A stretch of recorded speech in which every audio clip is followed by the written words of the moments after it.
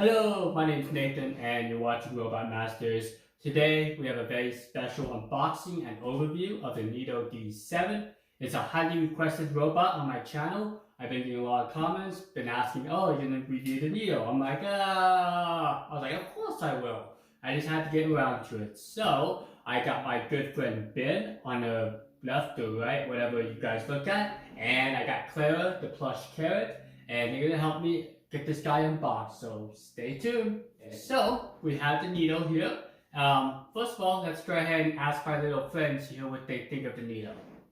Okay, let me start from the beginning.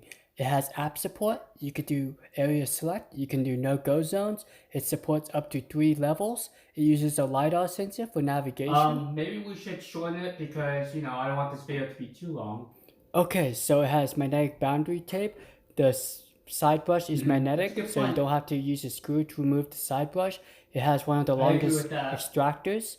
It's a Okay, let's go ahead and let Clara the carrot think about what she thinks of the Neato. Let me just follow my face first. Oh, that kind of hurt. But anyways, I think it's a robot vacuum. It doesn't look like one of those types you kind of had to plug in the wall. It looks kind of shiny. I do notice that there's like a humpy thing. Maybe that's the satellite navigation system. It's something you could ride on. Okay, well, thank you, Clara the carrot. I'll definitely check that out. Alright, let's go ahead and get this guy unboxed for you. This guy opened up.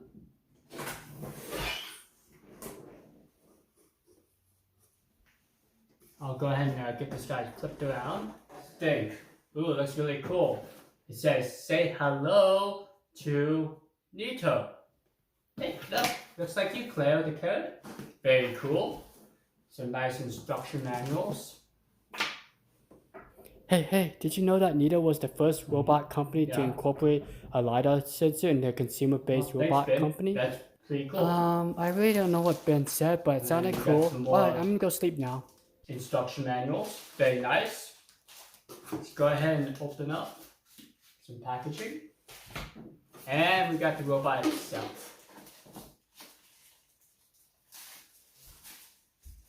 Put that over there. And it looks like off to here is the charger.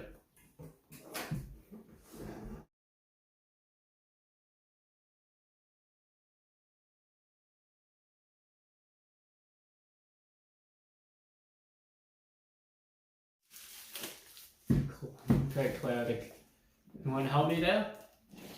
Yeah, I'm a really good opener because I have a cool pointy tip. She likes unboxing stuff too. Okay, thank you, Clara. Alright. Here's the charger. You can wrap the cable around too, which is a nice feature to have. So this robot actually has its charging contacts in the rear. I'll show you that. You guys see that? The 2 charging contacts right there. Very unique design. We'll see how well that works. Let's basically go over what's included in the package. You got the Neato Robot D7.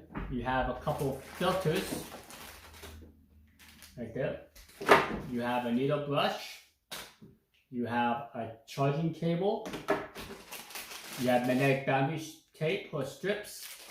And you got 1 charger. Okay, we got the top of the line robots. We got the Roomba S9. We got the Roborock S6. And the Neato D7. So price range, $999, $800, and $600. So all of these are very expensive robot vacuums. Just from looking at them, I like the aesthetics on the Roomba S9 with its nice rose gold circle accent. Then I like the Dino with its kind of silver metallic plating, very nice looking robot. And then lastly, the Roborock S6, even though it's a very clean looking robot, I think it doesn't really stand out as a premium robot. It just kind of is out there. So what do you guys think? What's your favorite looking robot? Each of the robots have a physical button on the Neato. You can press it to change between spot clean and clean mode. On the Roborock S6, you have 3 physical buttons. You have the home button, a large power on and power off button, plus it's this clean button. Also, you have a spot clean button. On the Roomba S9, you got the giant clean button, which also acts as a power button. Also, you have the home button and the spot clean button. Okay, let's go ahead and take out the dustbins. On the S9, it's really easy. Just open up the flap and lift out the dust bin. On the Neato, just lift up the top. Probably one of the easiest to take out. And the Roborock, lift up the lid and you can take out the dust bin.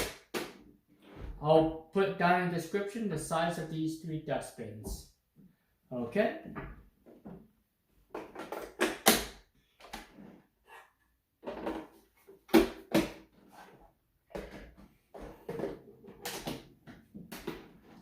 Okay, so before we look on the sides and underneath the robot, these 2 use LiDAR navigation sensors, and this one uses a iAdapt 3.0 vision camera system. And one thing that's unique to the Roomba is this little lighthouse looking thing. This is called the Archon sensor or Recon sensor. It works with this portable little barrier sensor, which either creates a halo or an invisible barrier line. This device runs on 2 AA batteries, and this is unique to the Roomba. Okay, let's go ahead and look at the side and underneath the robot. Okay, you guys can see the sides here. There's really nothing going on with all 3 robots. Pretty plain. Let's look at the other side now. If you look at the Roomba, there's nothing really here. It's just blank. But let's go ahead and look at the Roborock S6. There's a nice cutout right here. This is where the wall sensor is. Helps keep the robot right up against the wall without actually breaking into the wall. And you notice it's right there as well. Very nice feature to have. And all 3 robots have their side brushes. The Roborock S6 has the largest side brush. And then it goes to the Roomba, which is slightly larger than on the Neato, which is the smallest side brush. Looks like all of them have their exhaust vents in the back. Keep in mind that the Roborock has a speaker in the back and also the air vent, so it's a 2-piece system, and the exhaust vents in the back as well. I'm gonna go ahead and see if the air actually flows up or does it flow outwards, which will sometimes scatter the debris. But nothing else is really in the back of the robot. Keep in mind that the Neato also has its charging contacts in the rear, whereas the other 2 robots have the charging contacts underneath. Okay, let's go ahead and flip these guys over. Okay, let's go ahead and look at the extractors here on the Roborock S6. You have a 250% more dense bristle design than on the S5, but it's still a combo style, so you got bristles and silicone. A great style beater brush. The only downside is it doesn't do as well on pet hair, tends to get wrapped around. But one thing to know is these ends do come off real easily, and you can pull the hair off the axles. Alright, let's go ahead and take a look at the top left. This is the Roomba S9. You may notice it's the only one that has a dual brush design. I think this is probably one of my favorite styles. This is just silicone rubber, works really well. Rarely ever gets hair tangled. One thing to know is the Roomba S9 is the most powerful of the 3, running at 22 CFM. Really love this style combo brush. And lastly, we have the Neatos. I just popped off the top. It wasn't 100% clear how to remove this. I just kind of had to fiddle around with it. So that's one thing that maybe Neato can improve, is the ability to remove this panel, make it a little bit easier for a user that's not familiar with robot vacuums. Here's the little side brush, comes off pretty easily.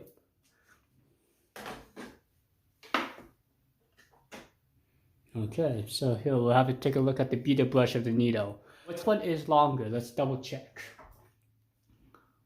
Oh, look at that. You guys see that? The Neato's front side brush is a little bit longer. And it's a little bit bigger as well. So this is a pretty large extractor. So we'll see how well it does with various objects. Okay, let me go ahead and put these robots back together. So, in terms of difficulty, the Neato was the hardest to install its extractor back in. Then it would be the Roomba, and then lastly the S6. Okay, let's just do a quick overview of the designs. They both have a side brush in the top left corner, and this is more towards the back of the robot. The Neato has the largest and longest side brush of the three. They both have suspendable self-adjusting wheels, which allows all three robots to go over uneven terrain. All three have caster wheels. So the two robots, the S6 has a front caster wheel, the Roomba S9 has a rear caster wheel, and then the Neato just has fixed 2 rear caster wheels. Okay, and they all have cliff sensors. Yep.